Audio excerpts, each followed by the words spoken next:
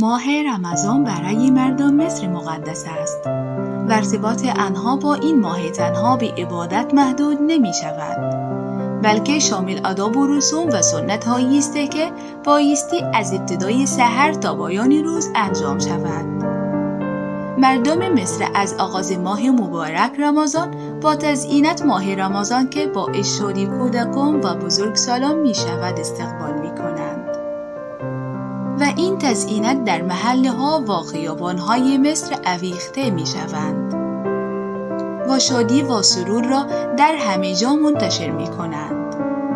بی ویژه اگر بادی بوزد با این تزیینت را به حرکت در آورد و صدای تبلیغ شود که از اصطکاک این تزیینت به یکدیگر ایجاد می شود. فانوس مصری یکی از مشهورترین رسوم ماه مبارک رمضان است و همه مردم به علت شکلها و رنگها و جذابیت تزیینت آن در خیابان‌های مصر برای خرید مشتاق هستند.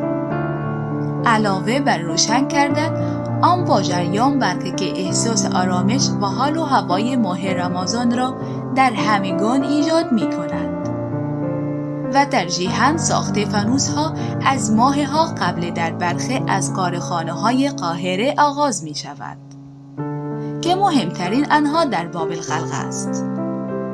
وجود فانوس‌ها در داخل خانه‌های مردم مصر یکی از مهمترین آداب و رسوم ماه مبارک رمضان در مصر است.